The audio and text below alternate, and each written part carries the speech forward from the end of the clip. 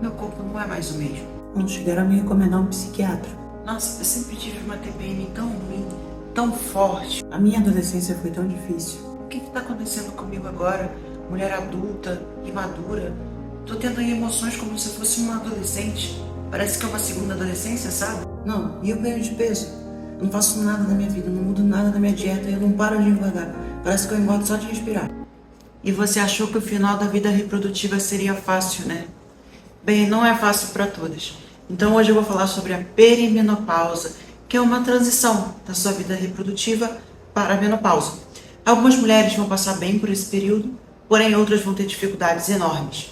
Então nesse vídeo eu vou explicar o que acontece e o que vocês podem fazer para minimizar toda essa problemática.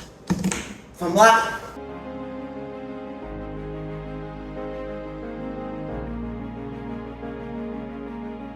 O meu nome é Camila e eu cuido de mulher. Sejam muito bem-vindas. Mas e aí, o que está acontecendo, né? O seu ciclo menstrual ele começou a ficar irregular. Às vezes você está sangrando muito, está sangrando muitos dias. O seu sono, ele piorou pra caramba. Você fica acordando às vezes para fazer xixi, você tem insônia, dificuldade de dormir. E você está tendo também, às vezes, ondas de calor, né? Aquele calorão, principalmente na hora de dormir. Um ganho de peso inexplicável. Você não mudou nada na sua vida, você não mudou nada na sua dieta e de repente você começou a ter dificuldade de emagrecer, começou a engordar em regiões onde você não desejava. Fora a avalanche de humor, né? Um dia você está bem, outro dia você está com ansiedade, outro dia, sei lá, você está depressiva. Muitas coisas, muitas emoções diferentes, né? Fora uma fadiga, um cansaço, uma coisa assim meio que sem explicação.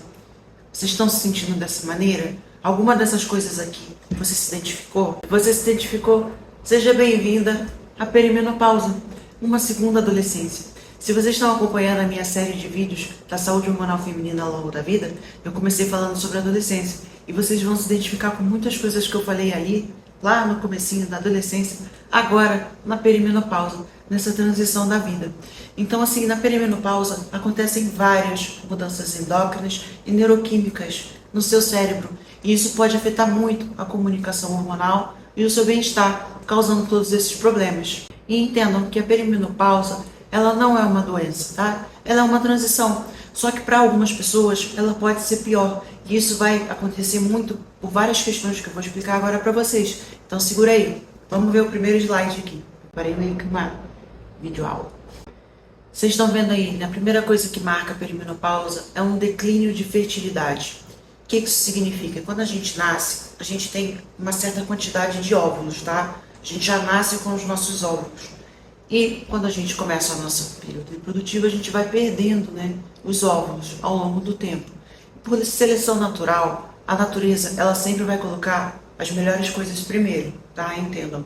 Ela quer que o melhor óvulo esteja ali para que aconteça a fecundação, para que seja o neném, o mais saudável de todos. A natureza sempre vai fazer isso. E o que vai acontecendo com os piores? Eles vão ficando pro final. Então, quando você vai chegando lá na sua idade, lá perto dos seus 40, subindo aí, sua reserva ovariana, ela começa a diminuir. E o que vai sobrando ali é meio que o resto, né? A gente não pode chamar assim de resto, fica feio, mas é como se fosse um restante, tá? O que está sobrando. E você tem que entender que os seus óvulos, eles estão envelhecendo junto com você. Então começa a ficar muito mais difícil também essa questão de engravidar e a gente vê às vezes umas mães que tiveram filhos mais tarde tendo alguns problemas com as crianças, né? Que as pessoas falam, não pode ter filho mais tarde, não necessariamente, mas se você é uma pessoa que não tem muitos hábitos saudáveis, você tem que entender que o seu óvulo também pode não estar tão saudável, tá? Porque é ali que você está alimentando, que você está nutrindo ele, vem de você, tá? Então, reserva ovariana reduzindo, seleção natural. Aí o que acontece com a comunicação dentro do seu corpo, né? Tá diminuindo ali os seus óvulos, não tá tendo mais aquela necessidade de você ter que menstruar e ficar fértil para ter um neném todo mês, porque tá diminuindo aqui. Então a comunicação no seu cérebro, ela começa a mudar. Vou mostrar para vocês aqui, tá em inglês, né? Vocês veem que vocês têm no seu cérebro o tálamo, a pituitária e o eixo do ovário, né? Que eu coloquei um testículo aqui, mas a gente está focando em mulher. Então tem uma certa comunicação. Tem dois mensageiros chamados LH e FSH. Eles vêm do cérebro e ficam mandando mensagem, ficam se comunicando lá nos seus ovários. Então eles se comunicam para que aconteça tudo aquilo que vocês veem no ciclo menstrual. Então o seu cérebro ele começa a perceber que os seus ovários não estão mais respondendo da mesma maneira, né? Porque está acabando a reserva, não tem mais muito o que fazer.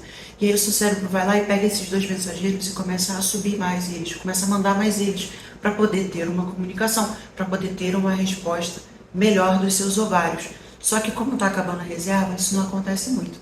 Então você vai ver às vezes quando as mulheres na menopausa, as mulheres próximas da menopausa vão fazer os exames lá, o LH e o FSH ficam mais altos, né? Mas assim, você não vai dar um diagnóstico só com isso, né? Vai muito questão sintomática também.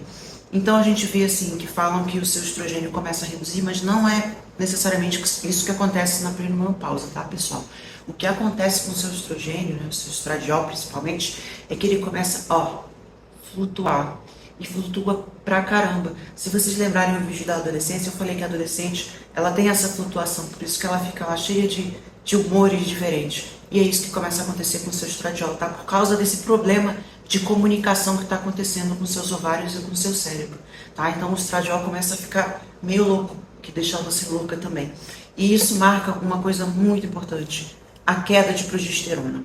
Vamos pro próximo slide. Produção de progesterona diminui significativamente. Por quê? Porque a progesterona ela é suportada pelo corpus lúteo, né? Tem o LH lá que manda sinal e vai haver a ovulação, a progesterona ela vem após a ovulação. Só que não está tendo essa ovulação, entende? Você está chegando no final da sua reserva, não está existindo uma ovulação. Então não tem necessidade de ter a progesterona, não tem o corpus lúteo ali, vai começar a cair. Tá? E cai mesmo, tá? É uma queda muito grande de progesterona. E aí você vê que o seu ciclo menstrual começa a ficar muito desregulado por causa dessa queda também de progesterona, né? Junta toda essa variação do estrogênio, mais a queda dela, vai fazer com que você tenha um ciclo menstrual muito louco, né? Muito irregular. E uma progesterona baixa, o que ela pode fazer com você? Ela não serve só para engravidar, ela pode te deixar com ansiedade, ela pode te deixar com irritabilidade, pode te deixar com dificuldade de dormir, entre outras coisas. A progesterona, ela mexe no GABA, né, que é um neurotransmissor, que deixa você mais tranquila e mais calma. Então, se você perdeu a progesterona, você já perdeu todos esses benefícios. E se você tiver com o seu estrogênio ainda fazendo assim, pior ainda, tá bom? Então, assim, coisas que também vão piorar a situação, se você estiver inflamada, se você estiver com sobrepeso, né, tudo isso pode intensificar, por exemplo, a predominância estrogênica, como eu falei em outros vídeos, e com a progesterona mais baixa, intensifica muito mais em todos os sentidos. Então vamos para o slide 3, consequências do desbalanceamento entre estrogênio e progesterona. Né? Aí eu coloquei um aumento de estradiol, não necessariamente é um aumento, é uma flutuação, mas com uma progesterona extremamente baixa. O que isso pode causar? As ondas de calor que eu falei antes para você, muito mais pela flutuação do estradiol. Essas ondas são causadas, tá? Tem uma coisa chamada regulação vasomotora dentro do seu corpo, que é o seu cérebro tentando regular a sua temperatura, tá? E aí o estrogênio fica lá oscilando, o seu cérebro não consegue regular direito essa temperatura, fazendo você ter as ondas de calor. Mas assim, isso não é uma definição muito perfeita. Por quê? Porque eu tenho clientes, por exemplo, principalmente as dos Estados Unidos que não fazem reposição hormonal, que está lá com um estradiol abaixo de 15, né, no exame laboratorial, que já não tem mais o estradiol no corpo, né, super baixo, não tem mais essa flutuação, é baixo mesmo, e elas ainda têm ondas de calor. Então é uma coisa assim que não é 100% explicada, né, as ondas de calor, mas elas acontecem muito mais nesse momento da perimenopausa, tá? Outra coisa, suores noturnos, né, os suores noturnos por causa das ondas de calor também. Distúrbios do sono, primeiro, pela questão da progesterona que você perdeu. Eu falei para vocês que tem muitas alterações neuroquímicas que acontecem durante a perimenopausa. Então você tem muita alteração da sua dopamina, alteração da serotonina, e tudo isso faz com que o seu sono fique prejudicado, tá? Fora essa questão também, como eu falei, do estradiol subindo e descendo, e como isso pode também mexer na sua amígdala. Se vocês assistirem o vídeo da adolescência, eu explico que não é a amígdala daqui, é a amígdala do cérebro, que a amígdala do cérebro é como se ela fosse a sua parte racional, tá? É a sua parte mais explosiva, é a sua parte de sobrevivência. E ela fica mais ativada com essa desregulação também do estrogênio, né? E isso pode fazer com que altere também o seu sono, porque também mexe no cortisol. Um cortisol desregulado desregula o seu sono também. Então vocês veem que tipo uma coisa puxando a outra coisa. Aí eu coloquei aqui um aumento de gordura abdominal. não necessariamente acontece na perimenopausa, tá? Acontece muito mais na menopausa, porque o estrogênio da mulher vai estar mais baixo, ela vai ter menos sensibilidade à insulina. Porém, também pode acontecer na perimenopausa, mas o que a gente mais vê é uma retenção hídrica pela questão da predominância estrogênica, pela falta da progesterona, que a progesterona ela também mexe com a parte de retenção, tá? Ela tem um efeito diurético. Então você vê que pela predominância estrogênica e um acúmulo de gordura, uma dificuldade de perder gordura por causa dessa flutuação também do estrogênio, tá? E pela questão do cortisol também, que se vocês forem pensar, o cortisol desregulado atrapalha pra caramba na perda de peso. Alterações de humor e ansiedade, como eu falei para vocês, né, essas variações do estrogênio, a questão da dopamina, a questão da serotonina, a questão da amígdala, tudo isso vai alterar pra caramba. E outra coisa que eu vejo também, que infelizmente é da nossa vida de hoje, eu não tô aqui para julgar, vocês estão vendo que eu tô aqui fazendo esse vídeo, tô trabalhando, né, isso é trabalho para mim. Mas a mulher hoje em dia ela não está exercendo o papel de fato que é a natureza, né? Vamos falar de mãe natureza. O que a mãe natureza quer para ela? A mulher hoje em dia, ela além de cuidar dos filhos, cuidar da casa, cuidar do marido, ela ainda trabalha pra caramba. E o trabalho ele ocupa uma grande porção do dia da mulher, né? Então você vê que ela acumulou funções, ela não diminuiu funções, né? A gente acumulou funções. E tudo isso mexe pra caramba na adrenal. Então as clientes que chegam pra mim, elas já chegam com a adrenal meio prejudicada, né? Eu vejo ali que o cortisol já não tá muito legal. Então soma isso com a perimenopausa, piora muito mais a situação. Fora a questão também do sistema autônomo, é uma coisa que eu acompanho pelo relógio do pessoal na consultoria, é uma coisa chamada VFC, variação da frequência cardíaca, que ela mostra como está o seu sistema autônomo, tá? Eu já falei bastante sobre isso em outros vídeos, não vou entrar muito aqui, mas isso mostra, por exemplo, como que está a sua saúde e como está a sua resposta a estresse, tá? Quanto mais alto o seu VFC, melhor você vai estar. E eu pego uns VFC super baixos na consultoria de mulheres nessa idade, porque elas já estão muito desgastadas da vida e ainda estão passando por toda essa problemática, tá? E aí algumas delas vão lá, não aguentam mais a situação, procuram ajuda e o que falam para elas? Vai para o psiquiatra, né? O que não é nada certo, vai para lá, vai entrar em remédio e é um buraco sem fim, tá? Você vai entrar ali e acabou sua vida por uma questão que talvez se você controlasse outros fatores, você se sentiria melhor, tá? Então assim, quanto tempo mais ou menos dura uma perimenopausa? 4 a 10 anos, imagina 10 anos na perimenopausa, 10 anos passando por isso. Não vai rolar, né? Tem algumas mulheres que vão passar por pouco tempo, tá? 1 ano, 2 anos, ó. Minha mãe foi uma delas, né? Foi tipo, maravilha pra ela. Mas para outras mulheres não vai ser assim, tá? E entrando nisso dos 10 anos, vamos ao próximo slide. Bem, vocês já ouviram falar de perimenopausa precoce? Eu já peguei clientes com perimenopausa precoce, tá? Pra vocês entenderem, eu tenho 35 anos e eu já peguei clientes com 36 anos entrando na perimenopausa. O que é meio triste, né? Eu não consigo imaginar eu já entrando na perimenopausa. Então, ela começa antes dos 40 anos. É uma coisa precoce, porque o normal é entre 45 e 50 anos, né? As mulheres passarem por esse período. E o que isso pode ser? Veio de quê? Primeiro, toda a questão dos fatores, toda a questão de fator genético, né? Tanto que essa cliente minha, por exemplo, que entrou com 36 anos, a mãe dela também foi cedo, entrou no perimenopausa cedo. Então, assim, o fator genético, ele influencia bastante. Outra coisa que pode influenciar é a doença autoimune, tá? Sei lá, artrite reumatoide. Lá nos Estados Unidos, uma das clientes minhas tinha lúpus. Tudo isso pode afetar a função ovariana, tá? Fazendo com que tenha uma perda acelerada dos óvulos e piorando a situação, fazendo a mulher, né, entrar na perimenopausa muito antes. Tratamentos médicos e quimioterapia, embora eu não tenha experiência com pessoas que tenham entrado na perimenopausa cedo por essas questões. Cirurgias ginecológicas, né, eu pego bastante, principalmente nos Estados Unidos, a histerectomia, a full histerectomia é uma coisa muito comum lá. Eu não acho tão comum assim no Brasil quanto de lá, porque eu vejo pelo número de clientes que eu pego de lá que passaram por isso, clientes do Brasil que não, né, que retiram o útero, retiram os ovários e aí acabou para a pessoa, né? Ela já entra automaticamente na menopausa. Vamos aos fatores que pioram os sintomas da perimenopausa. Eu já falei sobre eles aqui, a maior parte deles aqui, vamos falar novamente. O estresse crônico, né, os seus problemas na adrenal, como eu falei, meus clientes que chegam com essa problemática, elas realmente têm uma perimenopausa muito mais dolorida, muito mais sofrida, tá? Então, assim, não é fácil dizer assim, simplesmente pare de ter estresse. Porém, é uma coisa que você tem que aprender a lidar de uma maneira diferente, né? Para até algumas assim que já estavam estáveis, eu cheguei a falar, reduz um pouco a sua carga de trabalho, já que você é uma pessoa que está estável na sua vida. né? Ele tenta tirar os fatores estressores ou então lidar com eles de uma maneira melhor. E aí junta tudo isso com uma privação de sono, que muitas vezes é causada pela desregulação do estresse, né? Por fatores de vida mesmo, estilo de vida ruim, por todas essas coisas, às vezes por conta de trabalho, tudo isso, né? E como eu falei para vocês, o papel da mulher na sociedade, que é uma coisa totalmente antifisiológica e piora toda a situação. Juntando a uma alimentação inadequada, né? Se você tiver um pouco de resistência à insulina, por exemplo, eu falei para vocês que não precisa ser diabético para ter resistência à insulina. Tudo isso já vai piorar pra caramba, exacerbar todos os sintomas, tá? A questão da inflamação, né? Se você tem uma insulina também que não tá muito boa, você pode ficar mais inflamada. E a questão também dietética, né? Que o pessoal hoje come muita coisa de fast food, come muita coisa com açúcar, come uma quantidade grande de carboidrato, né? Fora os óleos de sementes, os aditivos, corantes, os adoçantes artificiais que são péssimos.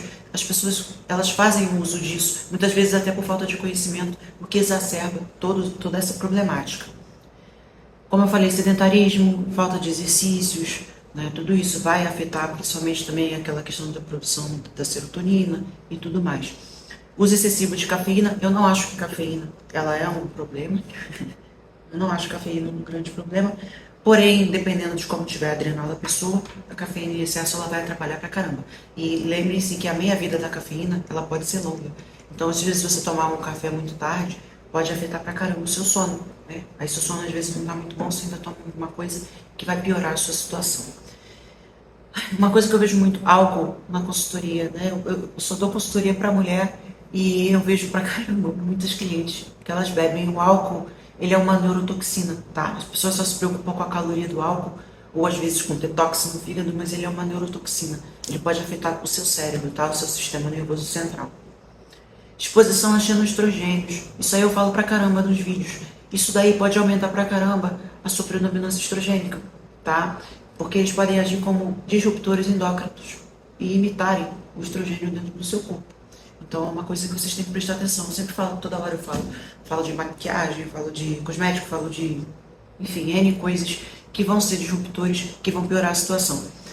Intestino desequilibrado, eu sempre falo do intestino também, que é muito importante. Se você tiver, por exemplo, uma desbiose, como eu falei antes também, isso pode fazer com que atrapalhe o metabolismo do estrogênio, fazendo ele voltar para a sua circulação, piorando ainda o caso de predominância estrogênica, tá?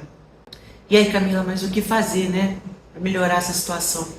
Bem, eu sempre falo para vocês, primeira questão, melhorar sono e estresse, que são coisas difíceis, né, mas são primordiais e que vão piorar pra caramba a sua situação se você não cuidar deles, tá? São extremamente importantes. Reduzir estresse oxidativo, né, pelas coisas que eu falei da dieta inflamatória, da questão das toxinas, o próprio estresse também vai produzir esse estresse oxidativo. Então são coisas que vocês têm que cuidar, né? Aí eu coloquei aqui para vocês algumas coisas, tem várias coisas que vocês podem estar usando, né? Mas primeiramente a melhor coisa que vocês têm que fazer é ajustar sono, estresse e dieta. Depois disso, na vitamina D, eu botei aqui reduzir risco de osteoporose, entre aspas, né? Porque assim, tem clientes americanos que não querem fazer a reposição e mesmo com a vitamina D elas ainda têm um certo problema. Mas a vitamina D vai melhorar seu humor, vai melhorar sua imunidade, ela vai melhorar vários fatores que vai melhorar bastante essa questão da perimenopausa. Magnésio, como eu falei, para redução de estresse, para relaxamento, para ajudar você a dormir melhor, para cãibra, para tensão muscular, entre outros. O ômega 3, né, para uma redução dessa inflamação. Eu já falei para vocês aqui que a gente consome ômega 6 demais em relação ao ômega 3. Nossa dieta é muito pobre em ômega 3. Pelo menos tentar equilibrar isso, tá? Voltando à vitamina D, eu esqueci de falar, a questão de pegar sol também é muito importante. Tá? O sol vai melhorar também a sua produção de serotonina, deixando você mais tranquila, além de melhorar seu ciclo circadiano e o seu sono. Maca peruana, que é uma raiz adaptogênica, tá? Ela pode melhorar a energia, ela pode melhorar a libido e ajudar a equilibrar, de certa forma. Ashwagandha, eu gosto, eu uso pra caramba também com quem tem problema na adrenal, né? Ela é uma erva que ela é adaptogênica, então ela vai se adaptar à sua situação, deixando você melhor, tá? Ela vai melhorar a sua resiliência hormonal. Próximo slide. Vitex. Então, o Vitex, ele ajuda a melhorar o LH, né? Ele ajuda na produção de progesterona. Porém, nem sempre eu vou passar o Vitex, vai ser uma coisa assim mais específica. Por exemplo, a mulher no início da perimenopausa talvez vai servir, mas a mulher numa perimenopausa um pouco mais avançada, assim, sinceramente, na minha opinião, eu acho que vai ser muito mais útil ela usar uma progesterona. Tá? Eu vou chegar na progesterona ainda pra vocês verem. Vitamina B6 e complexo B, eles vão ajudar no equilíbrio hormonal. E eu gosto particularmente da vitamina B6, eu uso com as clientes que têm TPM, porque ela ajuda a regular o humor, né? Vai te deixar melhor, vai te deixar mais tranquila. Outra coisa, o intestino, como eu falei para vocês, algumas pessoas elas vão precisar de probióticos, de cepas específicas de probióticos, tá? Prebióticos, que eles são os alimentos das suas bactérias boas, fibras, fungos, psyllium, coisas desse tipo. Glutamina, que vai ajudar a melhorar a sua mucosa intestinal e a absorção de nutrientes, tá? Progesterona bioidêntica, como eu falei para vocês antes, ela é igual à sua progesterona natural, tá? Ela é bioidêntica. Tem gente que vem para mim com reposição com progestina. Vocês têm que entender que progestina não é a sua progesterona, tá? É uma coisa sintética que não tem nada a ver com a sua progesterona. Por exemplo, levonorgestrel, entre outras, né? Eu vejo o pessoal tomando até anticoncepcional como reposição hormonal para perimenopausa. Eu não concordo. O mais ideal é você usar uma progesterona que ela é parecida com a sua, tá? Progesterona bioidêntica. Isso aí vai minimizar pra caramba, vai resolver, não resolver, mas vai minimizar aquela problemática da diferença de estrogênio e progesterona que eu falei pra vocês. Vai melhorar o sono, vai melhorar o humor, vai melhorar a retenção, vai melhorar muita coisa. Outra coisa que vocês podem fazer também é acompanhar o exame, né? Mas como eu falei, vai muito da questão clínica, o diagnóstico, tá? Você não é só um papel com números, é realmente como o paciente está se sentindo, é o que a gente tem que levar em consideração. Mas cortisol, ACTH, né, para você poder ver como que está a sua adrenal, para você poder agir em cima disso, porque você melhorando essa parte da adrenal, você vai ter uma melhora significativa nos sintomas da perimenopausa. O DEA, que é para produção hormonal e também ligado à adrenal. Os tireoidianos, se você tiver uma tireoide mais baixa, você vai ficar com muito mais depressão, né? Então vai deixar muito pior, vai exacerbar pra caramba todos esses sintomas, que vai juntar a depressão junto com fadiga e outras coisas. E uma tireoide mais alta, que não é uma coisa que eu vejo muito na consultoria, pode deixar você com mais ansiedade, por exemplo. Insulina, PCR, homocisteína são os marcadores inflamatórios que eu falei para vocês, reduzindo a inflamação e melhora a situação. Estrogênio, progesterona, FSH, LH, são coisas que você pode avaliar, mas você tem que ter muito cuidado, tá? Na hora de tirar um diagnóstico. Vai muito da clínica, como eu falei para vocês antes. Então vocês veem, falei coisa pra caramba. Vocês veem que a perimenopausa ela pode ser meio complexa, né? Vai variar pra caramba de uma mulher pra outra. Mas se você fizer as coisas que eu falei aqui, a sua situação vai melhorar, ó, muito mesmo. Se você gostou desse vídeo, se inscreve no canal, dá um joinha, compartilha e vamos crescer essa comunidade. O próximo vídeo que vocês vão assistir é sobre menopausa. Vejo vocês!